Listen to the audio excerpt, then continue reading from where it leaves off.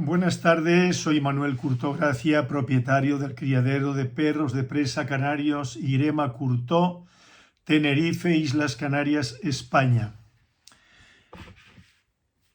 Dicen que lo prometido es deuda. Yo no prometo nunca nada. Simplemente digo que voy a hacer y a lo mejor no me cuadran las cosas y no lo puedo hacer. Pero dije que lo iba a plantear, algo que ya he tocado durante muchos años, que son los alanos, los perros de presa españoles, los perros de presa, los perros de diente, los mastines, etc. Bien, pues aquí tengo yo una revista, junio de 1986, número 75, El mundo del perro.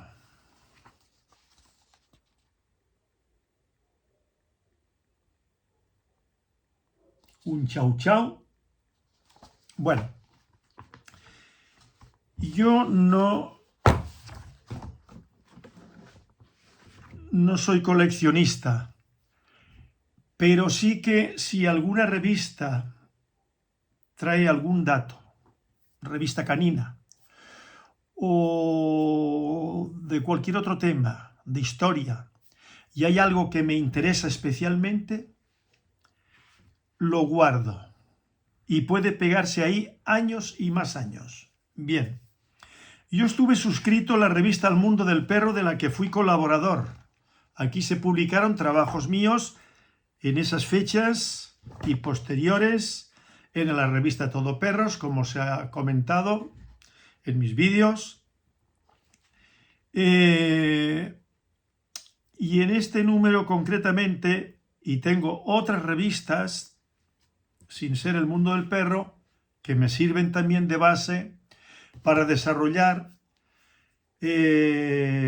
lo que tiene que ver con documentos, con fotografías, lo que tiene que ver con los perros de presa, perros en general de España, relacionados sobre todo perro de presa, los alanos y todo eso. Bien, fotografías, grabados, y aquí lo vamos a ver. Entonces, en este número, número 75 de junio de 1986, ha llovido desde entonces, pues aquí hay un extenso trabajo de un señor que yo no tuve el gusto de conocer, no sé si sigue vivo, probablemente sí, que escribió, ya digo, un extenso trabajo, que es este. Don Rafael Becilla, especial el perro en el arte animalista, el otro Arca de Noé.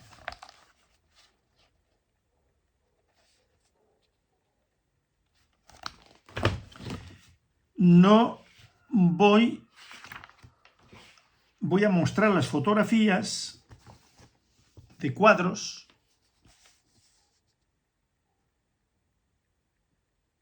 ¿vale?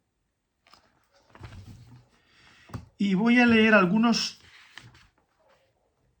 párrafos. Esto es de ese extenso trabajo.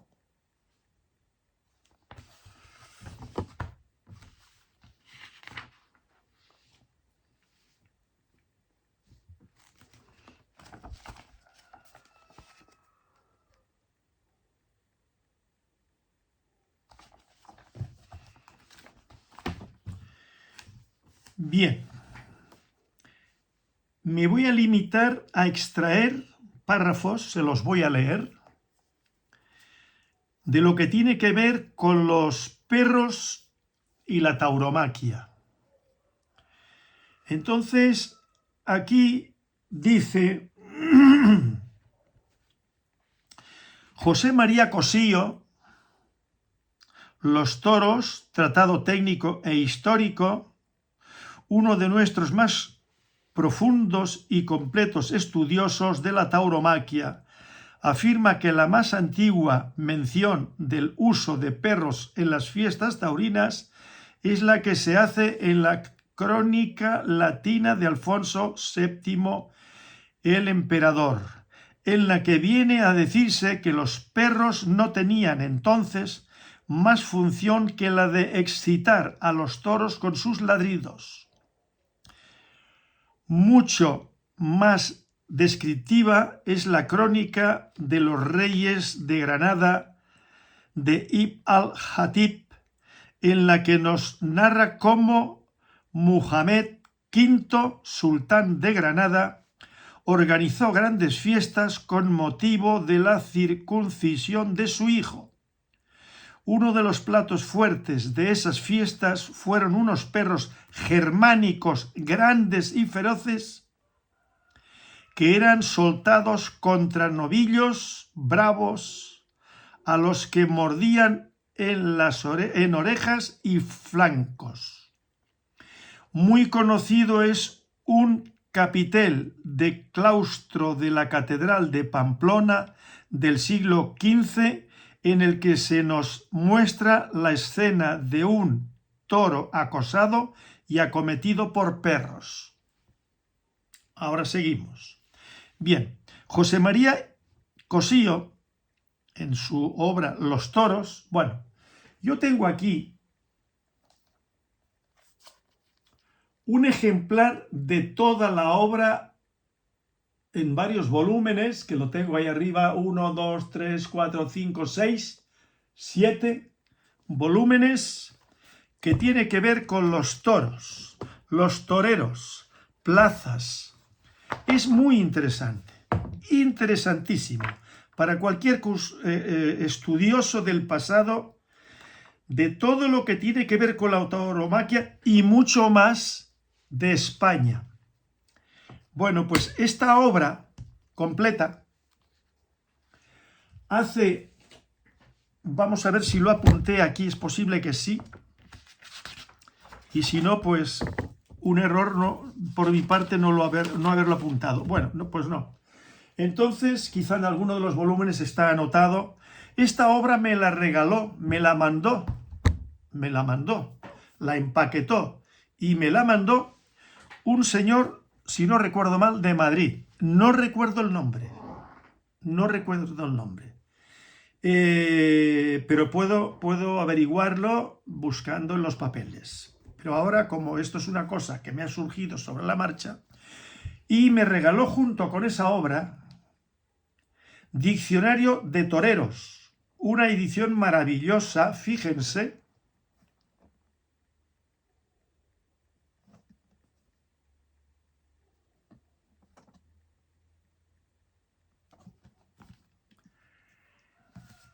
Esta obra es un diccionario completo. Claro, esto es para personas aficionadas a los toros y todo lo que tiene que ver con las ganaderías, con los toreros, en fin. Entonces, este es el Cossío, José María Cossío, Los toros, esta es la obra. Y yo se lo agradezco sinceramente a este señor. Tengo la obra guardadita aquí y no me voy a desprender de ella, por supuesto. Cuando yo deje de existir, si mis hijos, mi familia quiere seguir conservando mis libros y esta obra concretamente, aquí se quedará. Si mis descendientes, mis hijos, mis nietos, pues hacen lo que hacen en algunas familias, ¿no? Que cuando muere la persona, me viene a la mente ahora un caso, pues cuando muere la persona, pues la familia, llegado a determinado momento, pues cogen y lo echan al contenedor que tienen abajo en la calle, o se lo entregan, pues yo qué sé, a algún coleccionista o a donde quiera que sea, para dejar espacio libre en su casa. Eso suele ocurrir generalmente en familias donde una persona, o dos o tres, padre, hijo y nietos, que eran grandes estudiosos sobre determinados temas, Pero luego ya la generación siguiente pues ya no se interesa en esos temas y entonces esos libros les molestan en la casa. Bueno, pues cogen y los regalan o los entregan a alguna fundación o a una biblioteca municipal o lo que quiera que sea, los libros que quieran seleccionar y llevárselos, ¿vale? Me acuerdo de un señor psiquiatra, amigo mío, que ya el hombre ha ido preparando su testamento, me lleva un año. Su testamento, que es lo que tenemos que hacer todos, llegado a un momento determinado, hizo donación de sus libros, pero sobre todo de la biblioteca de su padre, médico también, no psiquiatra, pero médico también. Y entonces un día me enteré, que me lo comentó él, que había hecho donación de esos libros a una determinada, no recuerdo si era, no sé, a alguna fundación o alguna cosa. Y se llevaron los libros y aquí paz y en el cielo gloria. Bueno, pues este es el cosillo y estos libros tan bien encuadernados, maravillosamente, con una fotografía, con unos grabados fuera de serie. Bueno, pues el párrafo que les acabo de leer, fíjense lo que habla, ¿no? Los toros, tratado técnico e histórico. De los perros que los utilizaban, pues eso, para provocar a las reses, para divertimento de la gente, ¿no? Pero es que al final dice, musulmanes, en Granada, vuelvo a repetirlo, mucho más descriptiva es la crónica de los reyes de Granada de Ibn al-Hatib, en la que nos narra cómo Muhammad V sultán de Granada organizó grandes fiestas con motivo de la circuncisión de su hijo. Uno de los platos fuertes de esas fiestas fueron unos perros germánicos, grandes y feroces, o sea, de Alemania, de lo que hoy conocemos como Alemania, Germania, ¿no? Eran soltados como novillo, contra novillos bravos a los que mordían en orejas y flancos. A nosotros eso nos resulta muy cruento, ¿no? Ese espectáculo para divertimento de la población que allí se presentaba, la flor y nata de la época de los musulmanes y no musulmanes de Granada. Entonces en esa fiesta se invitaba también a cristianos, ¿no? Y sobre todo de cristianos aristócratas, ¿no? Príncipes. Entonces, bueno, cuando estaban en época de paz, pues ellos hacían sus alianzas, también se casaban, cristianas con musulmanes, musulmanas con cristianos, sobre todo de alta alcurnia. El pueblo, el populacho, diríamos, ya eso era harina otro costal.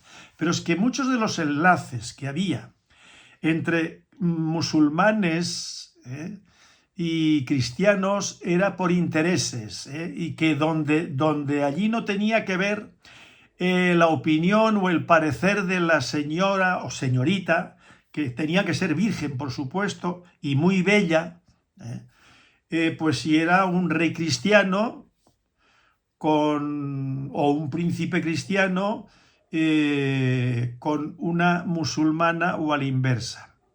Parece ser que la demanda más bien se inclinaba por parte de los musulmanes. Los musulmanes se casaban más con cristianas que cristianos con musulmanas.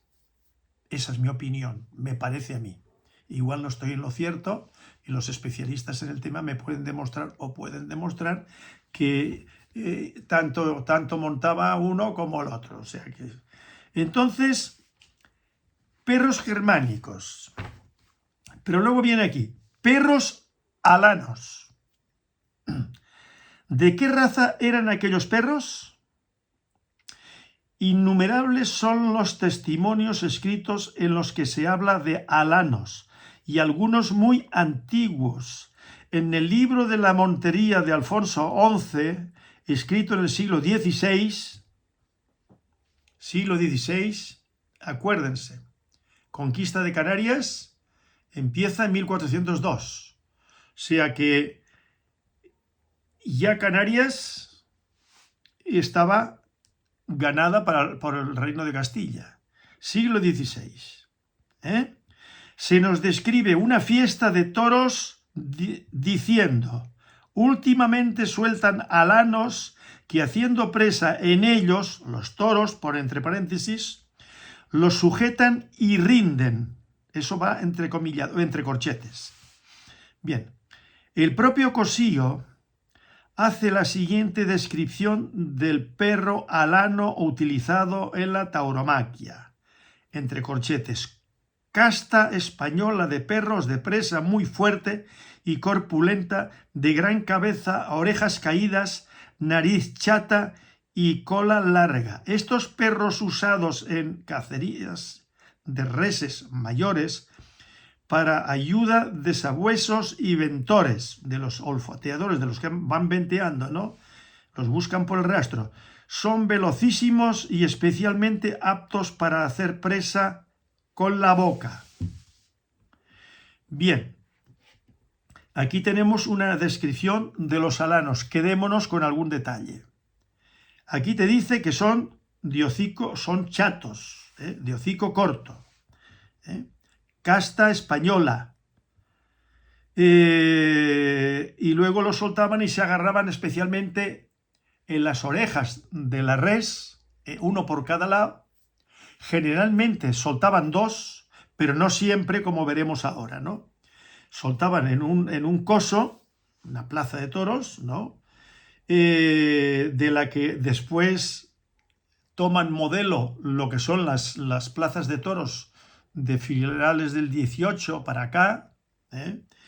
Pues aquí vemos los perros que nos describe de rabo largo.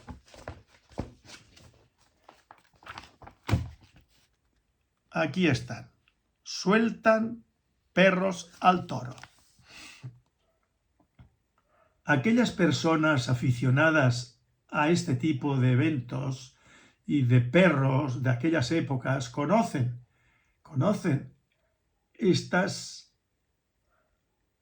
espectáculos taurinos de la época, ¿no? Aquí tienen uno y aquí tienen otros, que las características son poco más o menos lo mismo. Los rabos largos, parecen que las cabezas son un poco más finas, más estrechas. ¿Se dan cuenta?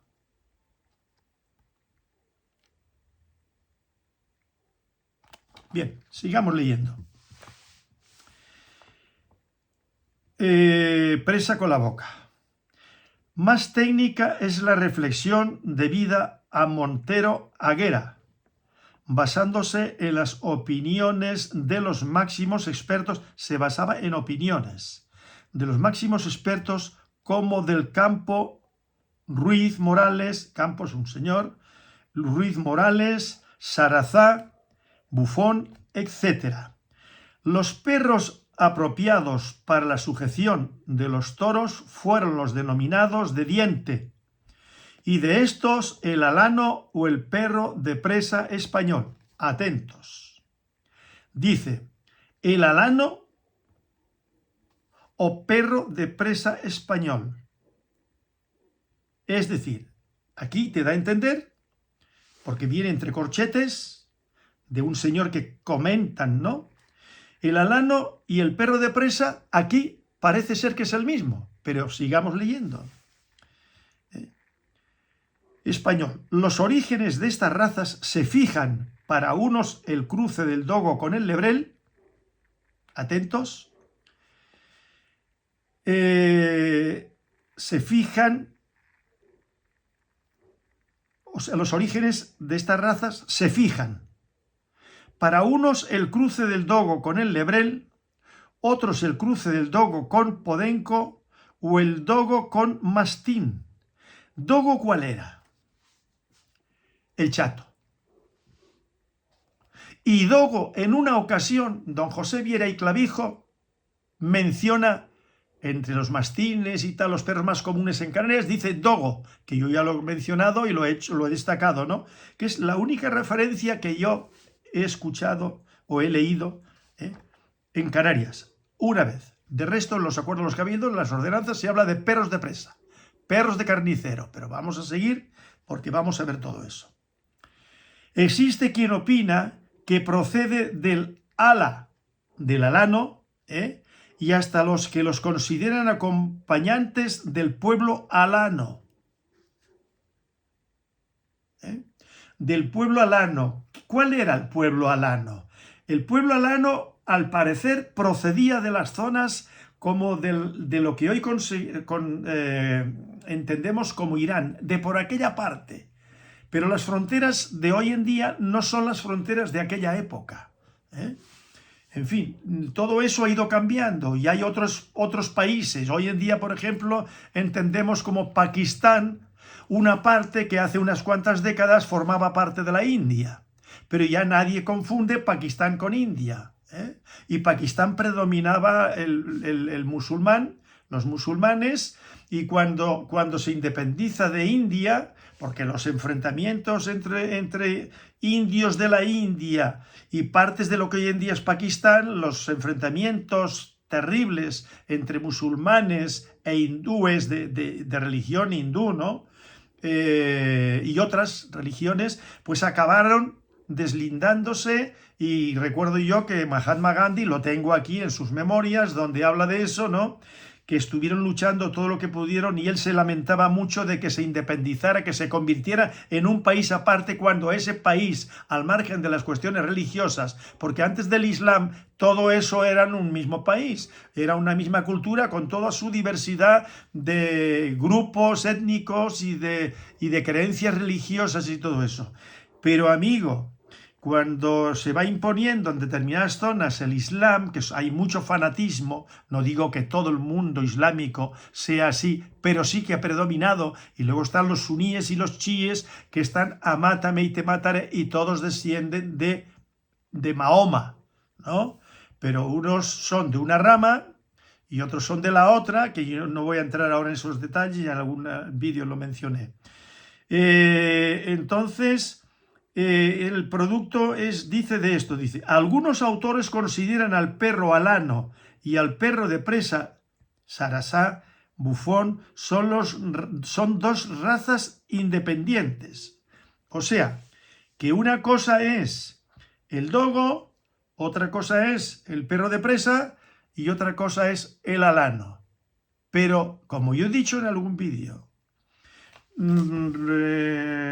respondiendo un poco a la actualidad, ahora mismo, lo que está ocurriendo con los alanos, y que algunos expertos, entre comillas, pues hablaban como conocedores, pero resulta que estas personas no conocían esos perros, porque cuando hablamos, esto sí, pero cuando nosotros nos hemos referido, bueno, podemos hablar del señor Rafael Vecilla, este señor, creo que no me equivoco del nombre, Rafael Vecilla, pues este señor tampoco conoció esos perros. Se refiere a textos de otros tiempos. Pero cuando hablamos de Carlos Contera Alejandre, cuando hablamos de Manuel San Simón, cuando hablamos de Carlos Salas Melero, y cuando hablamos de otros de esa época, que son más o menos de la misma edad, ellos no han conocido, hacen afirmaciones gratuitas, pero no han conocido aquello. Estos textos sí lo han conocido, lo mismo que yo, porque esto apareció en esos años, escrito blanco sobre negro, en estas revistas. Pero claro, una recopilación de escritos antiguos, pero ellos no conocieron esos perros, no los conocieron. Como el señor que escribió, Asturiano, que escribió el libro sobre una rama recuperada o algo así, bueno, del alano español, y entonces presenta una serie de textos que transcribe fielmente, después ya mete los nuevos y que los quiere hacer pasar como que se ha recuperado aquella raza. Y eso es totalmente falso. Esa raza recuperada es falso, no tiene nada que ver. Lo que fue y desapareció. Y eso no ha llegado, no a nuestros días. Hace 40 o 50 años, aquellos perros ya no existían. Estos perros ya no existían. El navarro y el perro no sé cuánto, el perro no sé qué, no existían. Ni en Asturias, ni en Vizcaya, ni en Burgos, ni en ninguna parte de Castilla. Eso no existía. Yo recuerdo que las ganaderías, no pocas, de ganado vacuno y de ganado caballar, pero sobre todo vacuno, y algunas de las yeguadas también tenían vacuno. Por ejemplo, los Miura, los Vitorino, el ganado Vitorino, ¿no? Bueno, pues tenían mestizos de boxer, porque claro, la afición a los cruces de mastín con boxer, por ejemplo, que a mí me ofrecieron productos de esos. Tengo una carta aquí, y era boxer con mastín español, el lobero actual, pero ya no estaba el perro, el dogo, aquel dogo que menciona Viera y Clavijo, que era el dogo de allá. Lo mismo que aquellos mastines que se traían aquí, era el lobero. Cuando dicen los más comunes son los mastines. Y los de Fuerteventura, el perro de ganado majorero, que ya ha llegado hasta nuestros días mestizado y degenerado, pero bueno, esos descienden de aquellos mastines loberos. Porque la cabeza troncocónica, lupomastinoide, como yo inscribí o describí, el perro de ganado majorero, que tengo el estándar hecho desde hace muchísimos años, que ya lo sacaremos cuando llegue el momento, pues una cabeza lupomastinoide. El mastín español tiene una cabeza de esas características, el verdadero, no el mastín aquel que también se le metió San Bernardo, que a su vez venía de mastín del Pirineo español, y San Bernardo, y se metió también otro tipo de perros, incluso el mastín inglés, que a su vez venía de mastines, de perro de toro español, en fin, experimentos se hizo para todos los gustos y todos los colores. Bueno, pues estos perros no son estos perros de nuestros días. Y estas personas que yo he mencionado, que las menciono no con el afán de criticarlos, de crearles un problema, de difamarles, no, simplemente que ellos no conocieron esos perros, como no los conocí yo, porque ellos no son mayores que yo. O sea que para mí tampoco era un tema ajeno. Yo conocía, porque llevo estudiando el tema de los perros sin haber conocido a Carlos Salas Melero, sin haber conocido a Manuel Santimón, sin haber conocido a Carlos Contera Alejandre y a otro largo etcétera, a Josefina Gómez Toldrá, por ejemplo, que en aquella época traté algo con ella sobre perros y otras personas. Bueno, pues ellos no habían conocido esos perros, ni yo no los había conocido. Nos referimos a textos antiguos. Ya se ve aquí que de la obra de Cosío y referencias, pero que todo eso se ha ido rescatando del pasado, se ha ido plasmando en papeles, en escritos, ¿no? Pero realmente no conocieron esos perros. Luego, de una forma más o menos consciente o inconsciente, pues se ha intentado, o quiso, y que eso pasó en las Islas Baleares, y eso pasó aquí en Canarias. Todo está dentro de las mismas fechas, ¿no? De la misma década, diría yo. Bueno, pues con el Cas de Bou, perro de presa mallorquín, y claro, de todo eso no quedaba nada. Lo único que sí quedó son los mastines españoles, loberos. Los meos, mastín español oficial, es un descendiente directo de aquellos mastines loberos, pero la inmensa mayoría de los perros mastines meos, pues esos no han visto un lobo ni lo verán en su vida. Es más, si están en el campo con ovejas y tienen que defender y ir a por los lobos, por lo menos ahuyentarlos, esos perros no dan la talla. Y no es que lo diga yo, eso me lo han comentado a mí, personas como Emilio Álvarez, en paz descanse y en la gloria esté, que esos mastines no son aptos, no cumplen esa función. Ahora, que sí hay muchos mastines, muchos, que sí cumplen bien esa función.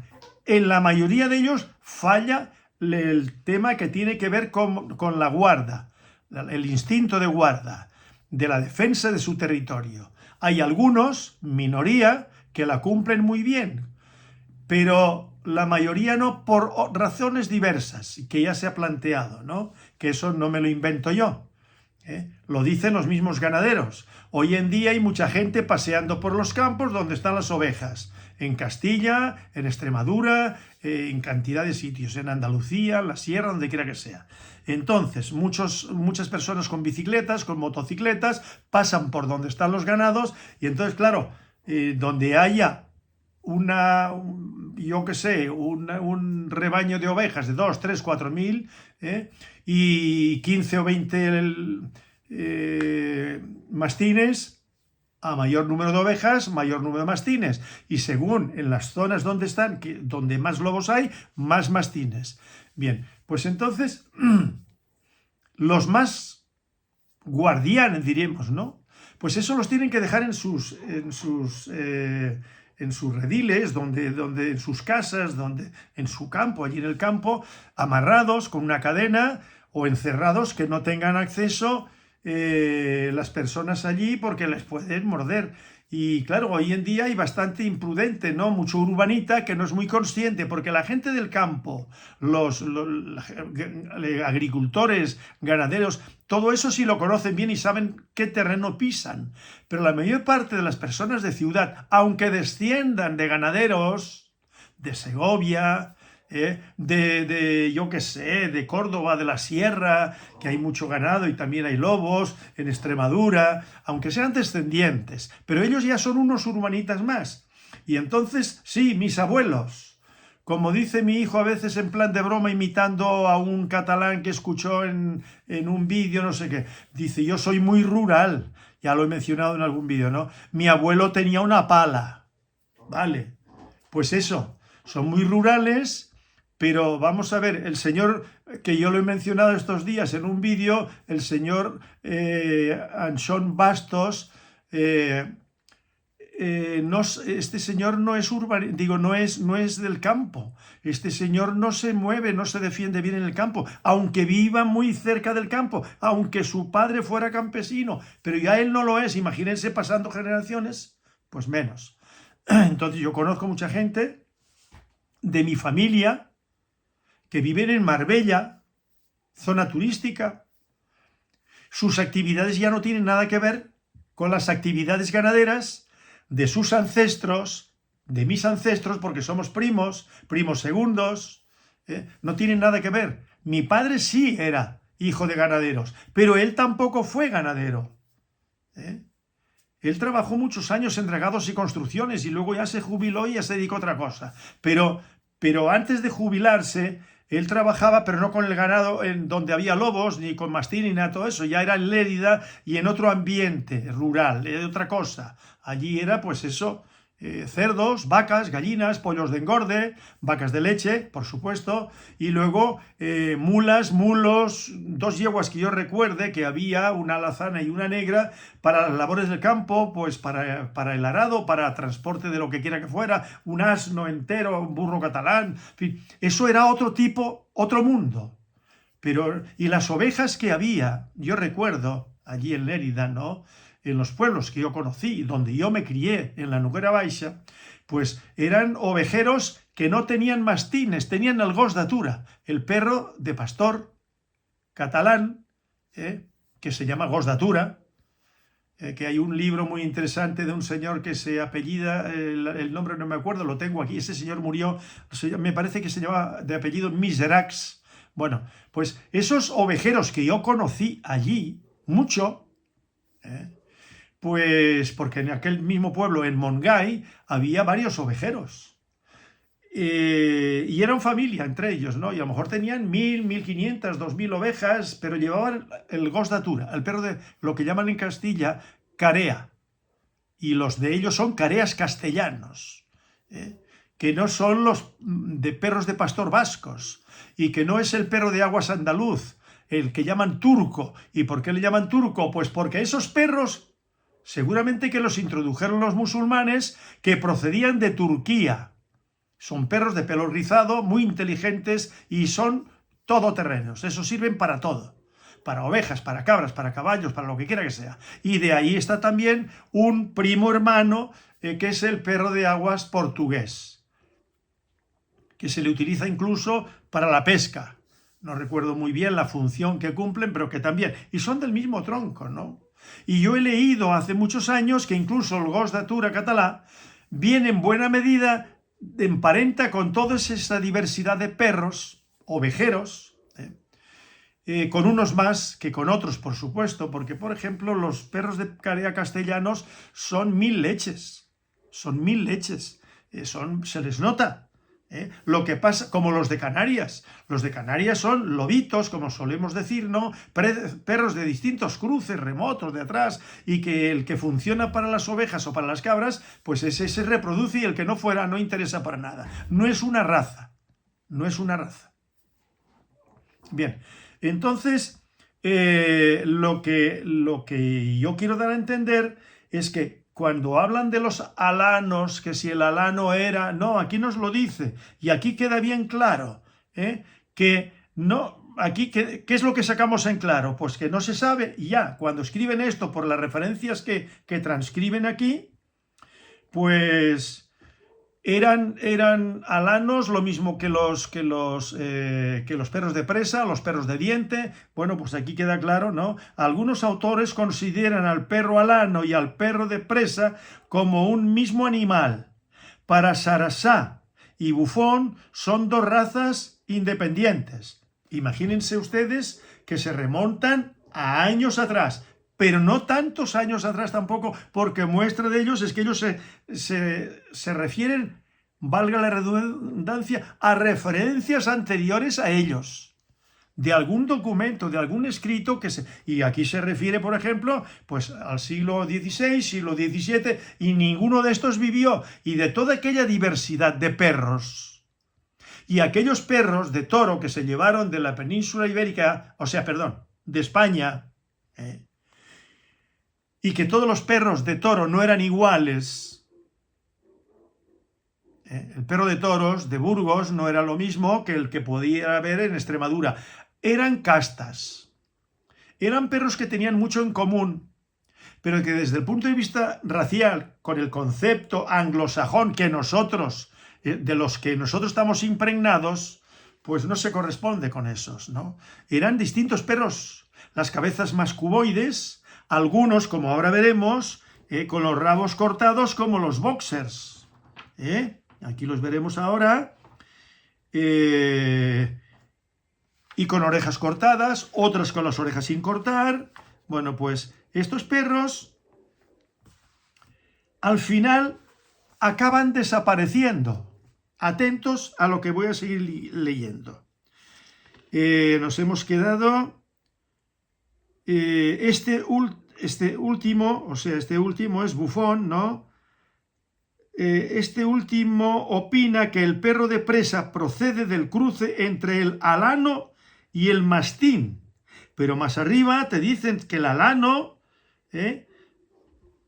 otra cosa. Entonces no coinciden en nada. Que el mastín. Opinión que nosotros suscribimos.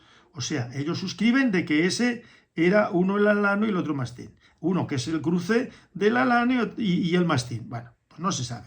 Sea como fuere, la raza se perpetúa gracias a los aficionados a los toros que gustaban de ver sus evoluciones ante uno de los animales más fuertes que se conocen, tal y como lo demuestran nuestros carteles taurinos y no menos menciones y citas debidas a algunos de las glorias de la literatura española. Se refiere a la literatura, a un pasado. Vale. Vamos a seguir leyendo para que se vayan formando una idea más precisa. Y estas personas que hablan de alanos actualmente, de villanos y de todo eso, bueno, pues atentos a esto, porque el señor que me llamó el otro día, que estuvimos hablando largo y tendido, seguro que esto no lo leyó en su momento, ni lo ha leído, porque estos son revistas que aparecen y desaparecen. Y el que está suscrito a la revista El Mundo del Perro, o posteriormente a Todo Perros, pues si estaba suscrito o compraba un número, lo leía y ahí se quedaba. Bueno, pues aquí pone, sigamos aquí. Y tal como lo demuestran numerosos carteles taurinos y no menos menciones y citas debidos a algunas de las glorias de la literatura española.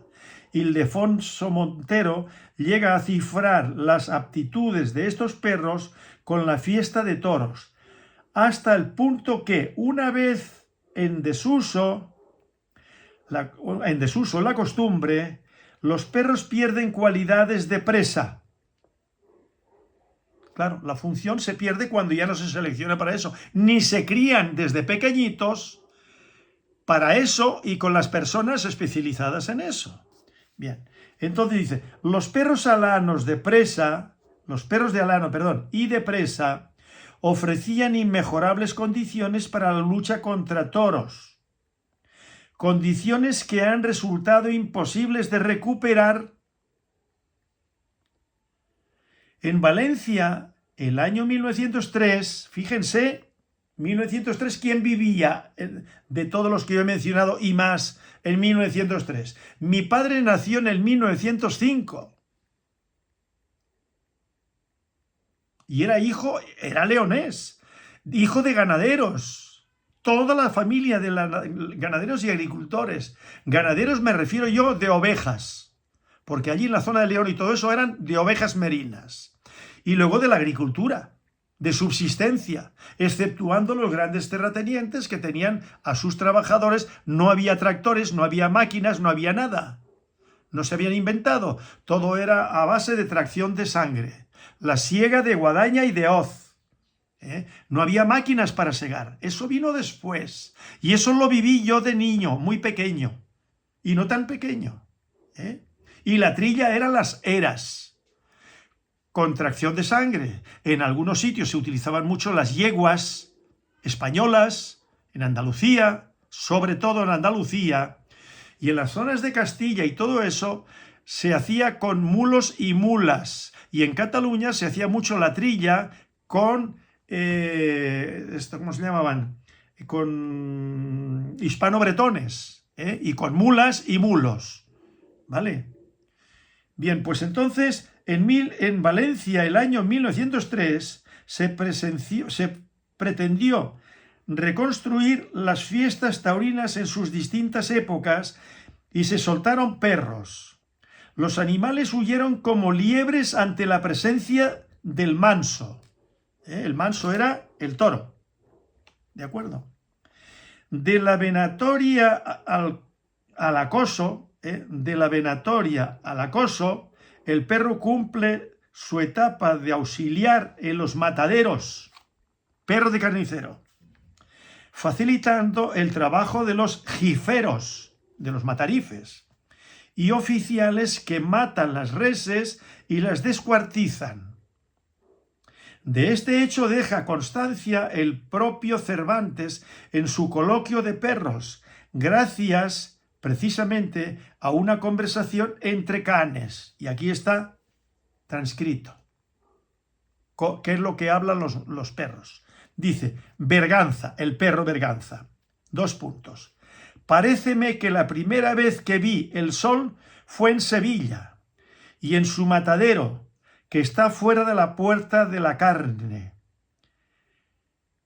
por donde imaginara, si no, entre paréntesis, si no fuera por lo que después diré, que mis padres, se refiere el perro con sus padres canes, mis padres debieron ser alanos de aquellos que crían los ministros de aquella confusión a quien llaman jiferos, confusión de aquella historia de matarifes y reses y todo eso.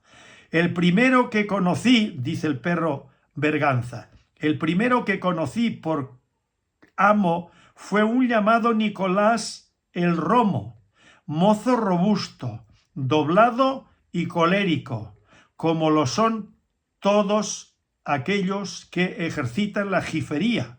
2 puntos. Este tal Nicolás me enseñaba a mí y a otros cachorros a que en compañía de alanos viejos arremetiésemos a los toros y les hiciésemos presa en las orejas. Aquí dice alanos,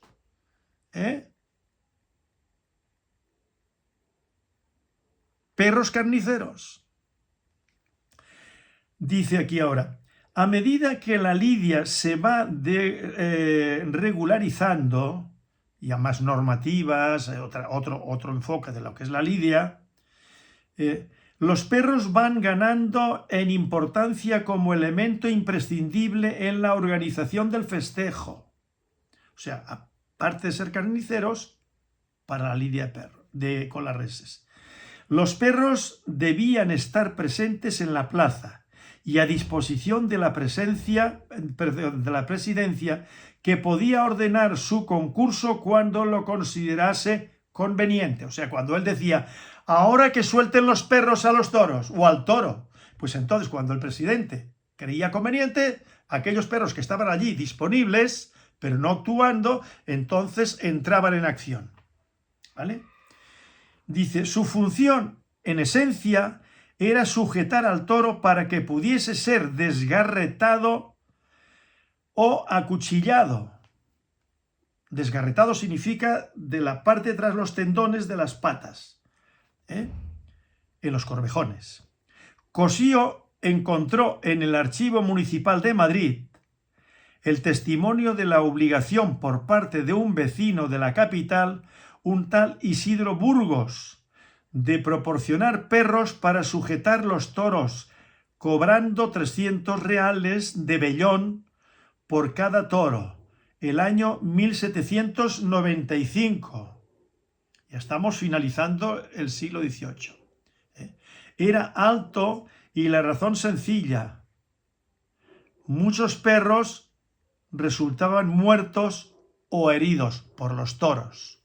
O sea que no todos los perros tenían las de ganar, no, los toros se defendían con sus pitones, con sus cuernos afilados y arremetían contra los perros y los levantaban en el aire, como vamos a ver ahora. Vamos a parar un momentito en la lectura, en este párrafo, muertos o heridos.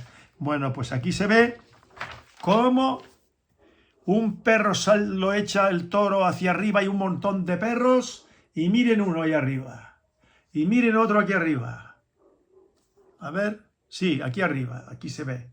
El perro ahí encima de los pitones del toro. Claro, a base de cornadas y de los perros y tal, pues muchos morían. Aquí lo dice, ¿no? Entonces, aquí, las diferencias entre perros. Las cabezas más cuboides en unos que en otros. Estos son, por ejemplo, el caballo, con el jinete de la época, con la indumentaria de la época, y fíjense el tipo de perro.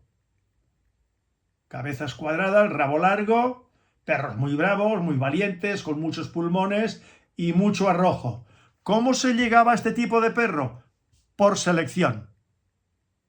Si los mastines loberos vamos dejando de lado los instintos de guarda y nos limitamos solamente para el lobo o el buitre o el jabalí, pues entonces, claro, pasadas 3 o 4 generaciones va a ocurrir lo mismo que cuenta ahí, que allí en Valencia, cuando llevaron unos perros para rememorar aquellas fiestas y tal, vamos a hacer lo que se hacía antaño, y los perros salieron corriendo como liebres. ¿Por qué? Porque ya los padres, los abuelos, bisabuelos no habían sido seleccionados para eso, y aparte de eso, esos perros se criaron al margen del ganado, al margen de las personas, pues los llevaron allí y esos perros, bueno, no sabían por dónde y escapar.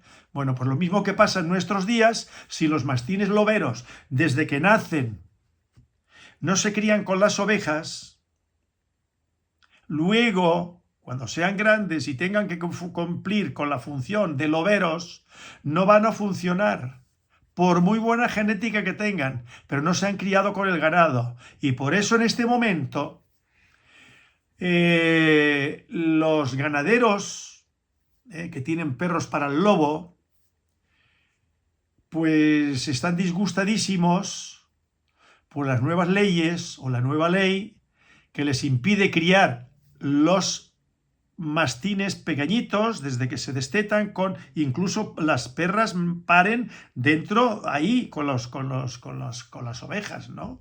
Entonces, claro, esos mastinitos van creciendo al margen de las ovejas hasta cierta edad y luego ya los pueden llevar con las ovejas. Y claro, los ovejeros, que son los que saben de eso, no los imbéciles que legislan y condicionados por los animalistas urbanitas, pues, y si se me permita el calificativo de imbéciles, porque eso no se le ocurre a nadie que sepa lo que es el ganado, lo que es el lobo y lo que se juegan los ganaderos con los ataques de los lobos a su ganado.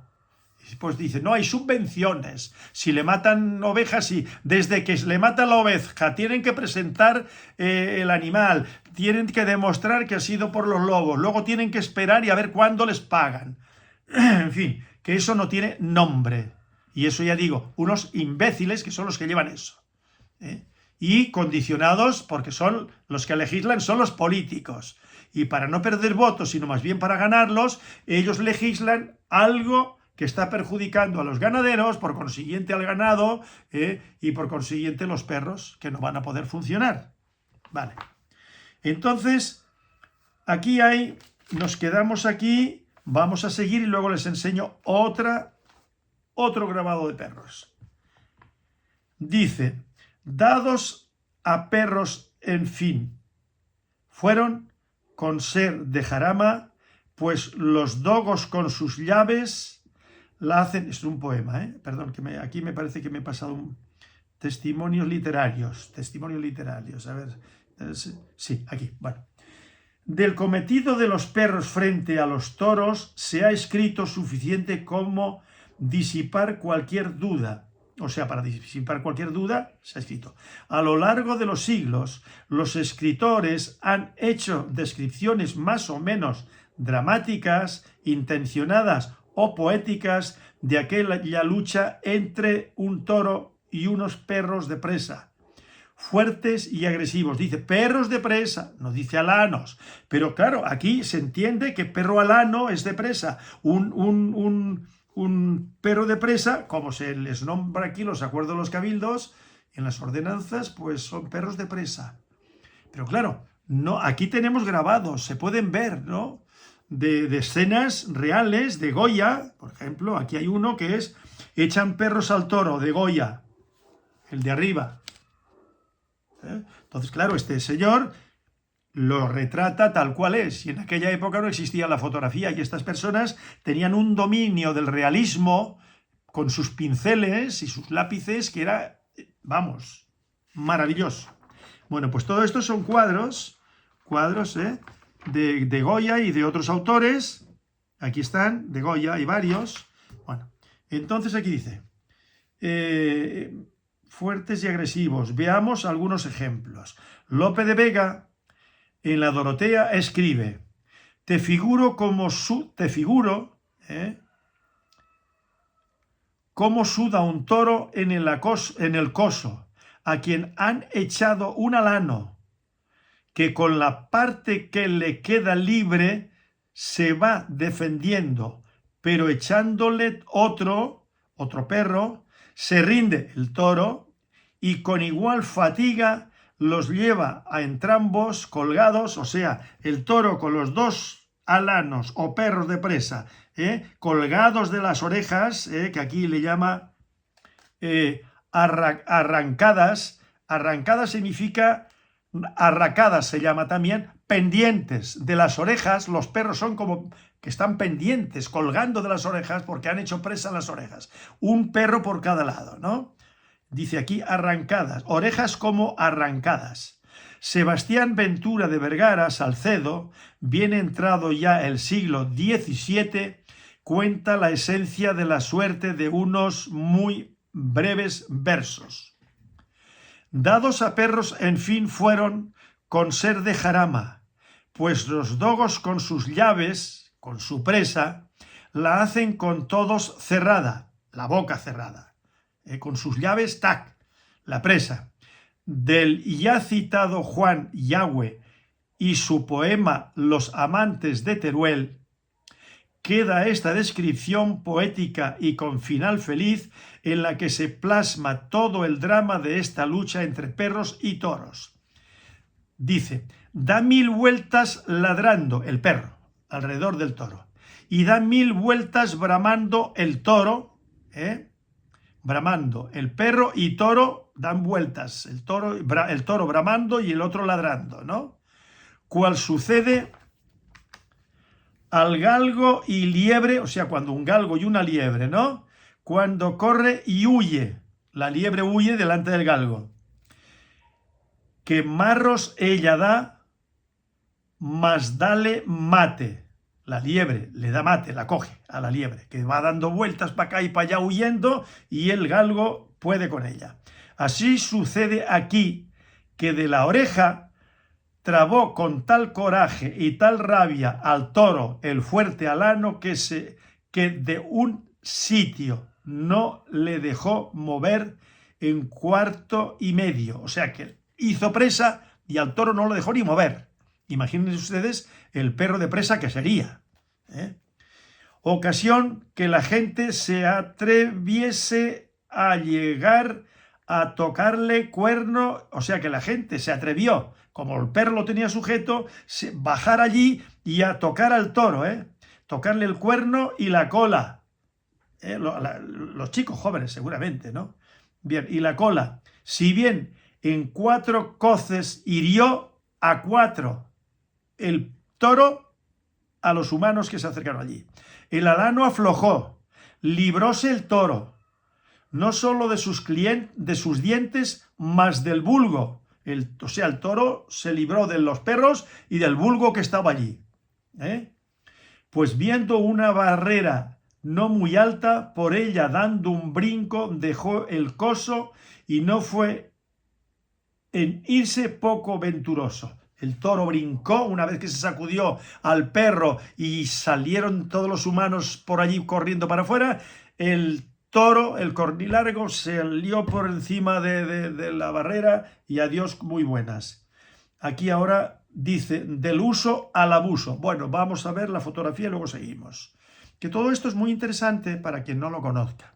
Entonces, aquí hay un cuadro grabado de la Lidia, año 1883, es de perros a toro herido de D. Perea, el pintor, ¿vale? Grabado de la Lidia, año 1883. Ya estamos finalizando el siglo XIX, ¿de acuerdo?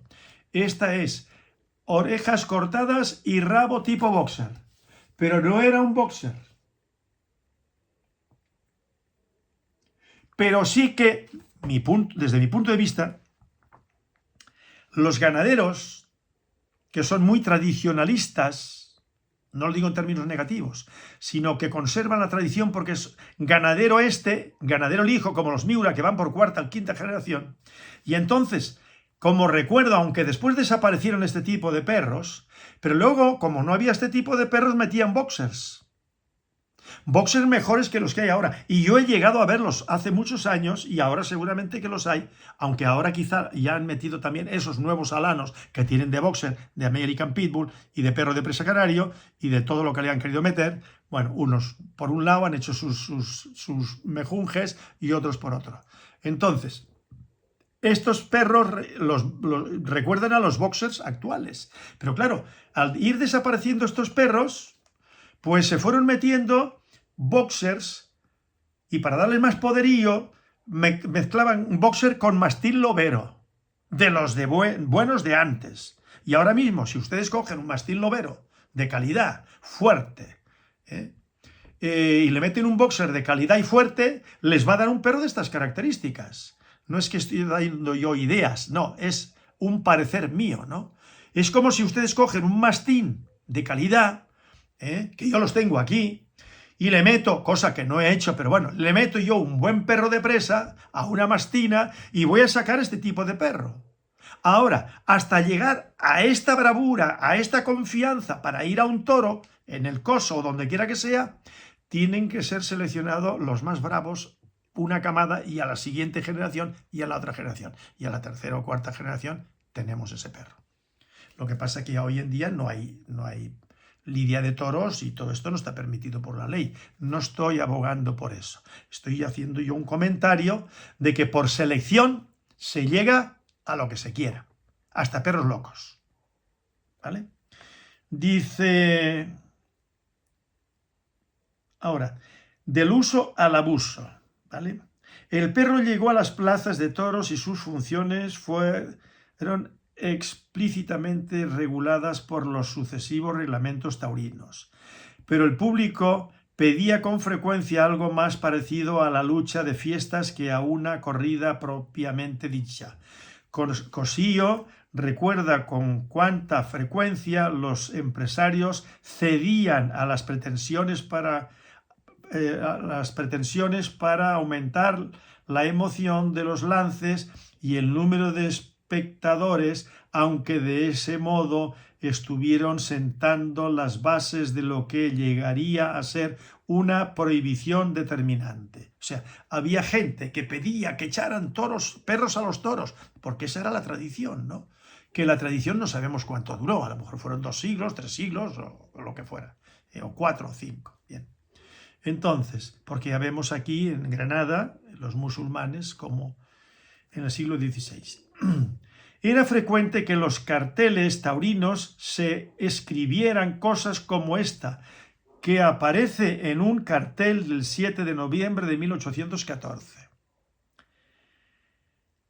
Con el objeto de hacer más lúcida esta función, por ser la última y que el público logre la satisfacción que se le apetece, se ha dispuesto que al toro que le parezca al magistrado se echen 2 valientes perros de presa. Aquí no dice alanos, sino de presa.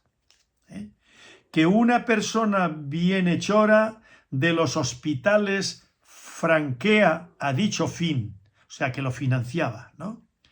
En inteligencia o sea, con el conocimiento, de que además estará de reserva una perra, también de presa, por si se desgraciare alguno de los 2 perros, o sea, eran machos, pero después si algunos tenían una perra, que se soltarán en la forma acostumbrada. Cierra corchetes.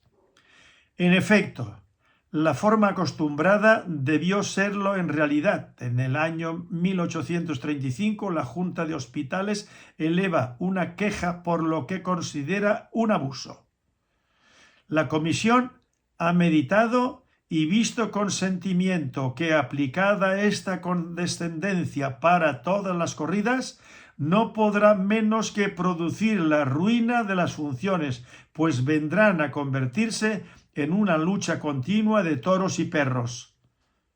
Imposible de sostener por falta de falta de perros, y porque con ella dejarían de existir en mucha parte las suertes de picar, banderillear y matar cometidas a los lidiadores. O sea, que para poder sacar adelante la tauromaquia que iba evolucionando, si seguían con lo de los perros, primero que no había perros, segundo que todo eso era muy complicado y había una parte en contra y una parte en favor. Bueno, pues al final acabó ganando la parte que querían que la lidia fuera adelante sin perros. Dice la queja que no cayó en saco roto, pues ese mismo año, el 16 de septiembre, el marqués de Pontejos actúa en consecuencia y con una medida tan eficaz como sutil. 2 puntos. Los gastos ocasionados por echar los perros a un toro deberá pagarlos el presidente, que es quien decide si actúan o no. Y ahí pusieron al presidente en un verdadero apuro, a ver cuál es la decisión que toma el presidente. La costumbre pues comienza a declinar, aunque lo hace muy lentamente, como prueba de lo mucho que el uso de perros en la lidia de toros había arraigado en el pueblo, pero poco a poco fue para atrás, porque tenía que correr el presidente con los gastos, y eso el presidente dijo, bueno, antes lo pagaban los hospitales y no sé qué, pero por lo que hemos visto aquí, pero después no.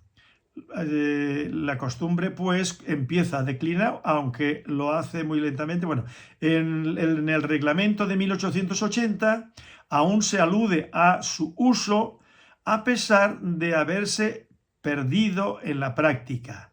Y 3 años después de la plaza de Sevilla reitera, esta vez definitivamente, la prohibición. Para Cossío, se refiere otra vez a este señor, que era un gran escritor sobre temas taurinos, era muy conocido, y en aquella época la lidia de toros era una cosa que estaba en pleno auge. Bien, para Cossío, además de las razones apuntadas, el decaer de la costumbre se vio inclinada por lo que un toro llamado Brocho hizo con los perros el 9 de septiembre de 1849. ¿Qué pasó? 2 puntos. Mató 3, utilizó 4, estropeó una docena y el toro quedó finalmente sin sujetar. O sea que aquellos perros ya no tenían aquellas cualidades, aquel poder. Y el toro no fue sujetado. Aquello de que se le colgaban como arracadas, ¿no? Uno por cada oreja y no utilizaban, ya no, los perros ya soltaban y tal. Y entonces aquí tenemos estos perros chatos, con el rabo cortado como los boxes y las orejas cortadas como los boxes, ya diríamos que modernos. No estos boxes de nuestros días que parecen agalgaditos y que no valen para nada, porque eso solamente se selecciona en las exposiciones caninas y todo eso. Y ya iremos viendo también, aprovecho para decir lo de los boxes ahora, y luego seguiremos ampliando el tema de los perros de toro, que tengo aquí material suficiente, de que los extraigo, ya lo verán, de otras revistas publicadas en su momento, y hablaremos del Bull Mastiff y los orígenes del Bull Mastiff con fotografías reales, y de los perros de toro con cuadros reales también del siglo XIX. Si no recuerdo mal, siglo XIX. Sí, efectivamente. Que ya yo saqué esas fotografías en algún momento y estos cuadros de Goya y de Perea y tal. Bueno, pues aquí termina el extenso trabajo de Rafael Vecilla. Conclusión y casi que para terminar.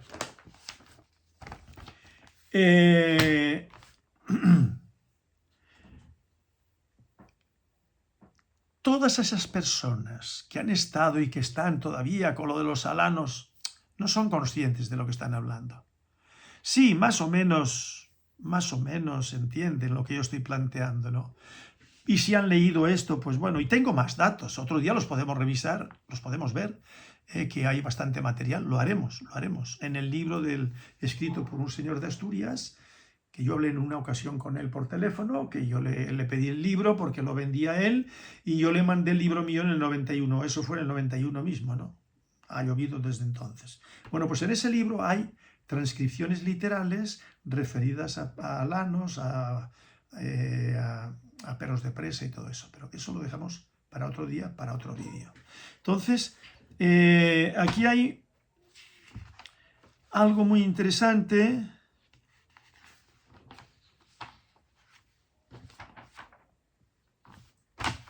Muy interesante, por ejemplo, aquí hay un perro, dogo asirio, pariente próximo del dogo del epiro egipcio. Estos dogos se utilizan para la caza, el combate y la guarda de prisiones. Esto es un bajorrelieve del palacio de Nínive, eso está en Mesopotamia.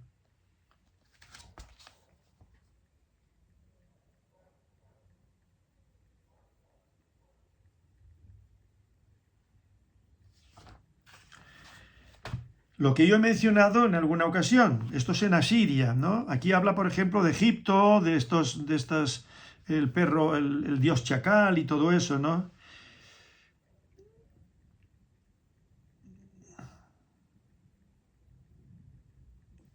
Esto lo vamos a dejar, los perros asirios, ya en otro momento lo tengo que revisar para ver si vale la pena.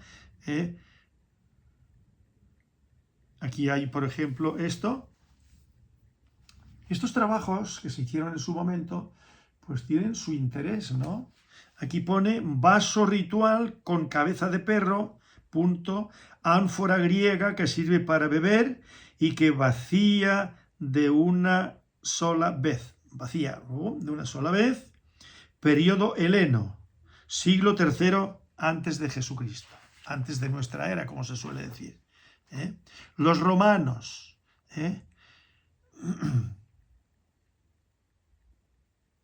Edad Media, ya eso tiene menos interés. A mí lo que me interesa son lo que hemos hecho ahora, transcripciones literales, como hemos visto, que no es una invención mía, para que se forme una idea de que Canarias, los primeros perros que llegan aquí son en la época de los grandes perros tipo alano, tipo presa, cruzado de presa con mastín, de alano con mastín, con podenco, con lebrel, lo que quiera que sea, con galgo. Bien. En aquella época los greyhound no se conocían en la península ibérica. Los galgos españoles, que algunas líneas tienen mestizaje de greyhound por la potencia y la velocidad, pero tienen menos pelo y tienen menos fondo y tienen más pelo. Los galgos parece ser, introducidos en la península ibérica. Los traigo a colación, pues porque se cruzaban los galgos con los perros dogos y todo eso, pues para la caza mayor, como perros de diente, ¿no? Que ahora nos referiremos al perro de ganado majorero, que ya lo he hecho anteriormente. Entonces, estos perros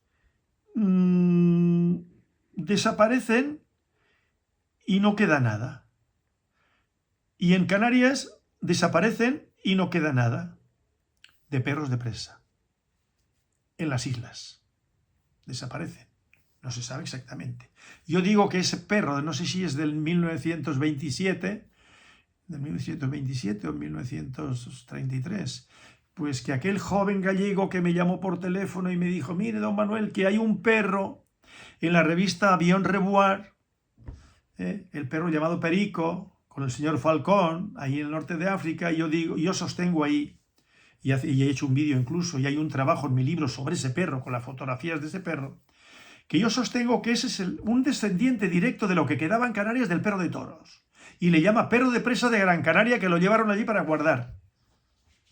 Y esos perros eran perros, como se suele decir aquí, entre los viejos campesinos y perreros y todo eso, dicen, un perro de ley, un perro con coraje, un perro que no se echa para atrás.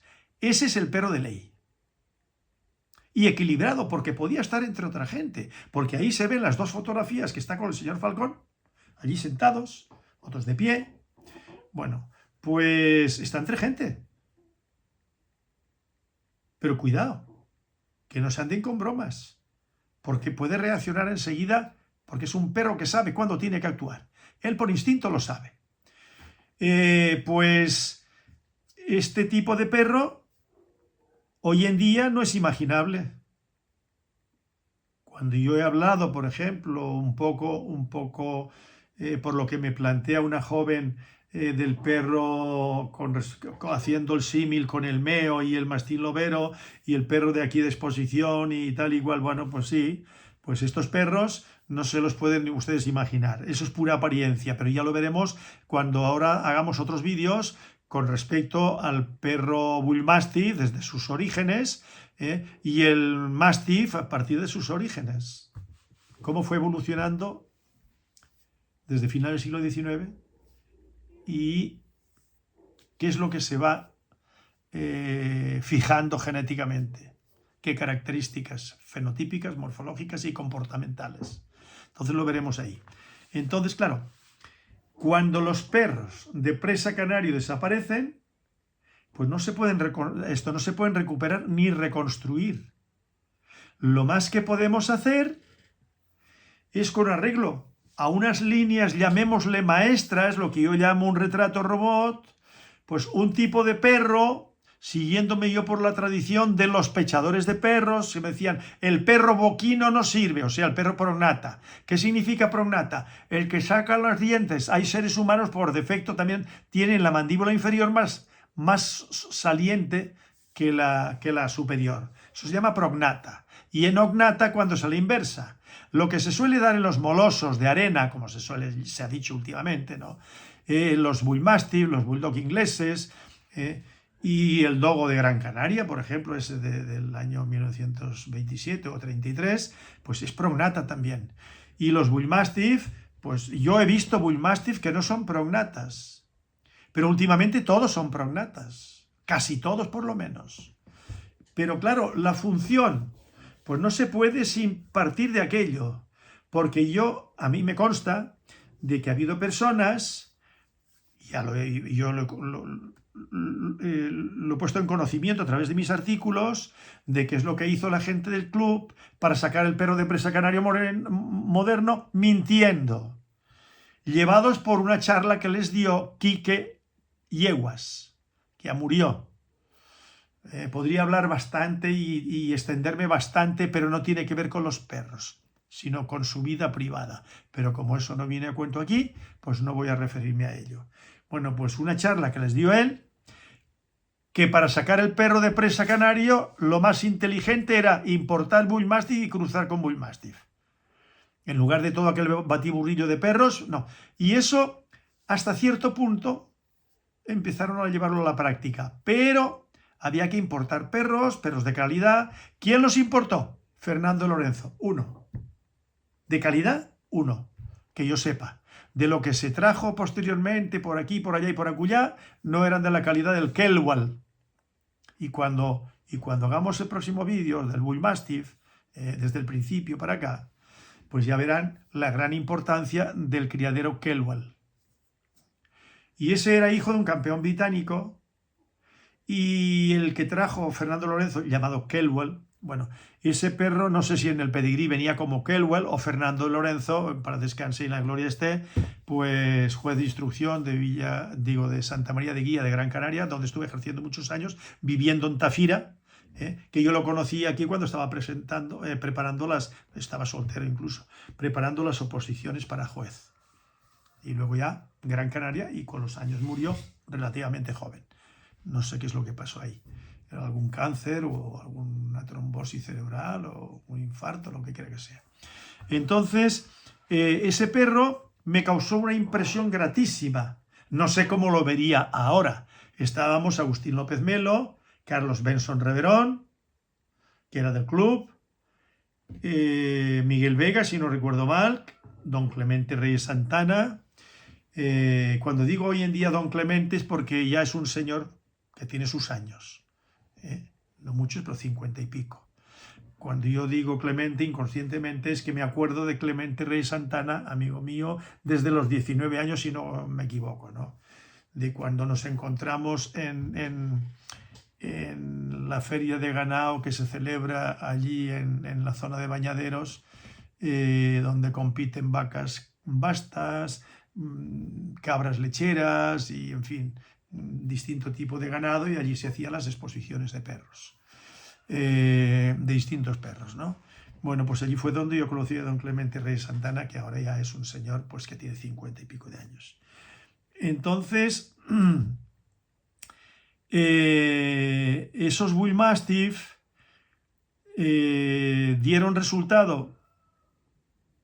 ¿Que podían haber dado mucho mejor resultado? Pues quizás sí, en manos de expertos criadores y con las ideas bien claras, y centrarse en dos tipos de perros. Bull Mastiff con algo de lo más selecto de los presas. Pero eso me parece a mí que no se hizo. Porque el doctor Montequi, que yo vi los productos de Clay of Kelwall, pero claro, el doctor Montequi puso el Stafford Zappe, el Zappe, que también era hijo de un campeón británico, Stafford inglés, que los compró don Fernando Lorenzo. Pues eso, Mario Montequi, el médico, tenía aquí los productos, ¿no?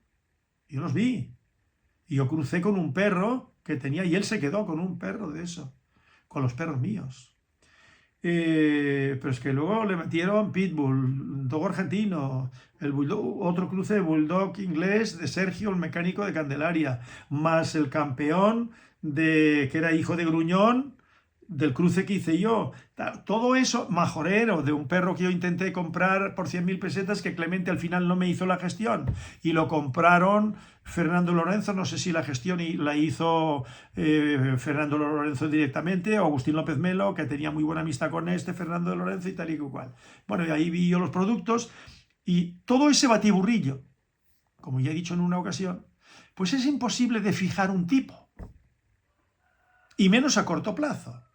Y se metió el Kabul, campeón, que ya está ahí en los vídeos.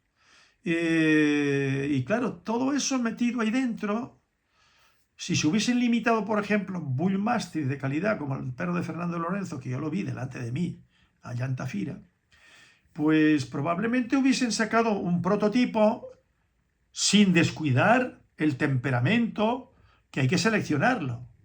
Porque los ingleses no, los ingleses de hace décadas para acá no han seleccionado, ya veremos el vídeo que yo voy a hacer y lo van a comprender, ¿no? El Bull Mastiff de sus primeras épocas y luego en lo que fue degenerando. Bueno, pues en lo que lo fueron degenerando y la cría dirigida por los jueces. Lo que ha pasado con esto del dogo canario, que se llama otra vez presa canario, pero que siguen con la misma filosofía en cuanto a la cría y selección, la misma. Y la capa negra que la han obtenido de mis perros, no de mi criadero, pero sí de Caso, que fue a Gran Canaria, y de ahí tienen perros, varios de Gran Canaria, pero se lo han callado. ¿Cómo se llama? El dueño de Jacinto Martín de la Hacha, según parece, tiene de ahí, pero por la vía de los perros de aquí de Tegueste, que venía de lo de Cherac, de los perros míos, negros azabache. Bueno, pues hicieron con eso. El joven de Sevilla, que ya lo he dicho, pues también la capa negra la tienen. Ahora, ellos la han metido dentro del perro de presa canario en las exposiciones, en las monográficas y todo eso. Pues no tengo noticias de eso. De todas maneras, no estoy yendo yo nunca. Llevo ya muchos años que no voy a ver ninguna exposición ni nada.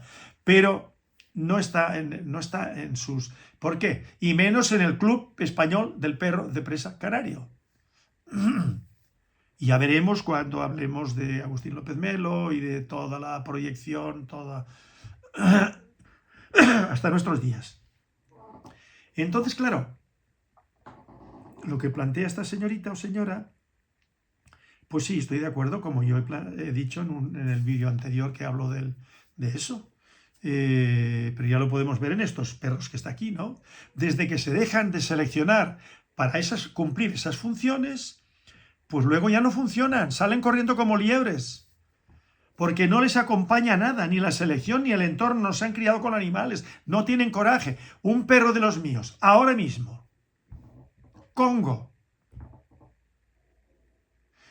Kiev, bueno, Ginés no te digo. Estos perros no los he criado de cachorros, pero después ya de grandes yo no dejo por si acaso, porque hace unos cuantos días, que eso no lo he mencionado, tengo un potrito precioso de 1 año traído de Badajoz, castaño, la madre de pura sangre español, de un gran origen, Guardiola con escalera y todo eso. Bueno, la madre es negra y el padre castaño de Guardiola.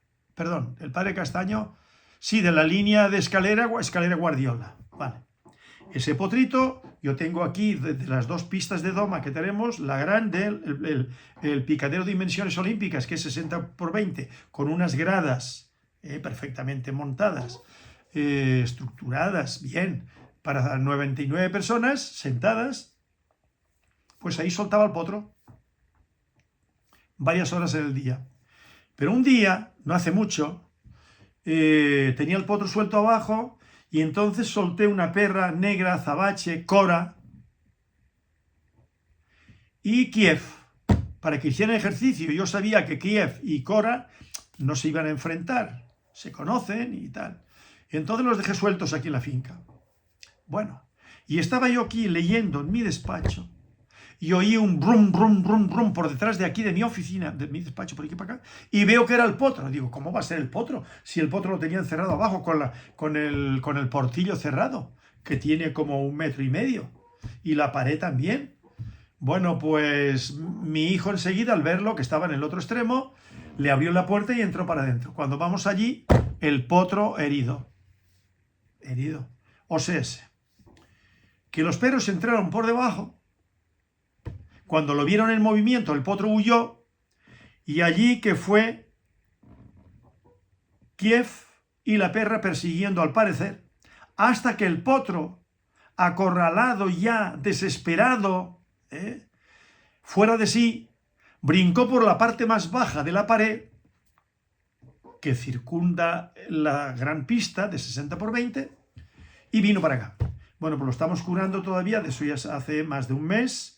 Lo estamos curando de la cuartilla, la parte delantera, por encima del casco, se hizo una herida considerable. Llamé al veterinario, no podía venir, entonces nada, yo he hecho las curas y ahí está. Y tenía varios golpes, varios roces, por lo visto lo estuvieron intentando coger por abajo, coger por arriba. Estos perros míos, puestos en situación, van. Ginés va. Lo sé, por su talante. Congo, bueno, Congo se soltó aquí un día, le fue a un pura sangre que hace poco que lo vendí, lo llevaba yo del caminador hacia la cuadra, tenía el perro suelto por ahí, a mí no se me ocurrió pensar, pero como el caballo no me entraba, yo intentaba tal y cual, a ver si entraba, entonces el perro vino en mi ayuda. No sé lo que se le pasó por la cabeza al perro. Y le fue al potro por detrás. El potro le pegó 2 o 3 patadas, lo lanzó por los aires, le partió un colmillo, los otros... Bueno, un desastre. Pero él volvió otra vez al potro. ¿Pero por qué esos perros tienen? Faruk, que este es un nieto de Faruk, pues era así. Él no se amilanaba, no, él iba.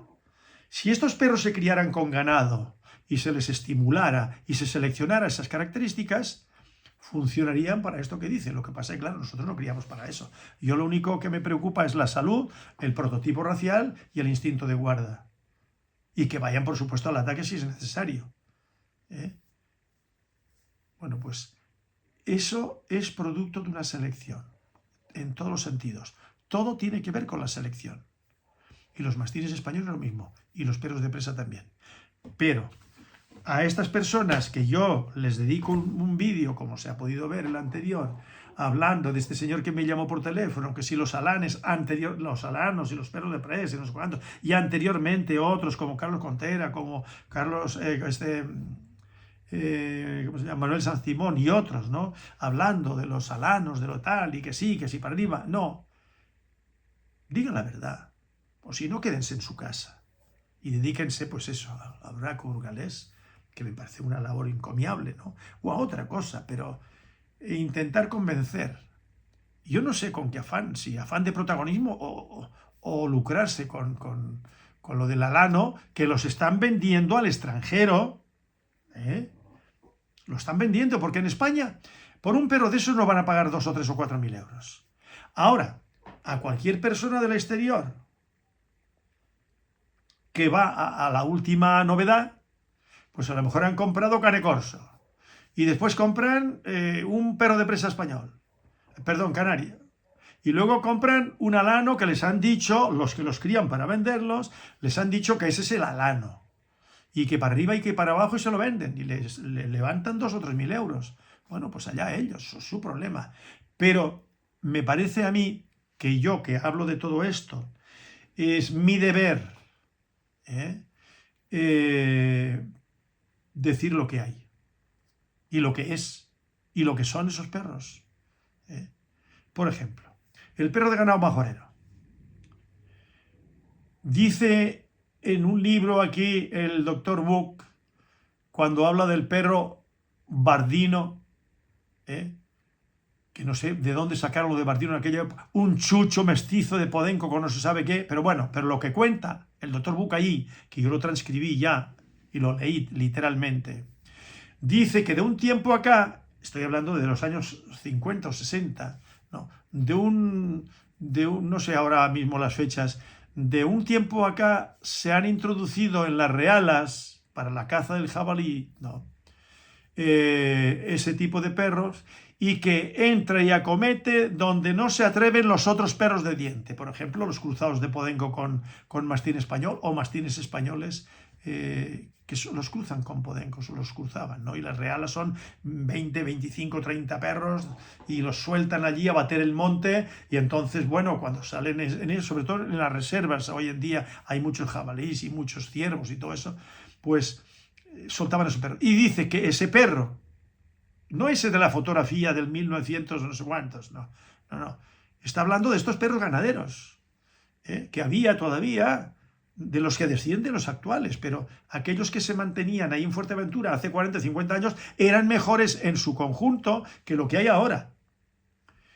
Y yo estoy enzarzado a ver si logro algo, y yo pienso que sí, porque estoy en las primeras generaciones ya con un resultado muy positivo. Pues esos perros entraban. ¿Por qué? Porque esa genética la tenían detrás. Y no porque se hayan sido criados en Fuerteventura o en Tenerife o en Lanzarote o en otro sitio para esos menesteres. No, no, no. Simplemente que eso lo conservan de atrás. Y lo que dice Adrián el Luchador allí en Fuerteventura, que nos comentaba que éramos varios, pues cuando nos relataba un perro que ellos tuvieron allí, pero que era mucho más grande que el que tenía en ese momento ahí, era mucho más grande, que iban a cazar unos perros asilvestrados que mataban cabras por allí, por aquellos volcanes. ¿Eso qué era? Pues eso, un descendiente de aquellos mastines loberos. Claro, con ese instinto y con ese poder, porque un perro de ganado majorero hoy en día no puede con un perro asilvestrado por ahí que está a por todas. No puede con él. Podrá pelearse, pero no va a poner. Ahora, iba aquel mastín. Lo que dice Viera y Clavijo. Bravos mastines del país. Ese era un descendiente de cuando Adrián era jovencito. Y eso es lo que a mí me decían allí los viejos ganaderos que yo entrevisté, como se ha podido demostrar en vídeos anteriores, ¿no? Pues que eran grandes como burros y que eran muy bravos y muy desconfiados. Todo eso ha venido a menos, a menos, a menos, a menos. ¿Pero por qué? Por falta de selección. Y la selección tiene que ver con todo el perro, integral, incluido el temperamento, la seguridad, la firmeza, el instinto de guarda. Y la salud, por supuesto, las caderas, todo. Entonces, esto es lo que quería yo ofrecerles a ustedes hoy. Y me ha dado pie, pues, viendo revistas que tengo aquí, el de Rafael Becilla, lo que les he estado yo transcribiendo, bueno, leyendo, y es muy interesante. Pues nada, hasta el próximo vídeo. Va de lo mismo, Bull Mastiff y Mastiff ingleses. Un cordial saludo. Pongan un perro de presa canario de selección, de calidad en sus vidas, y les estarán felices a ustedes y a sus hijos.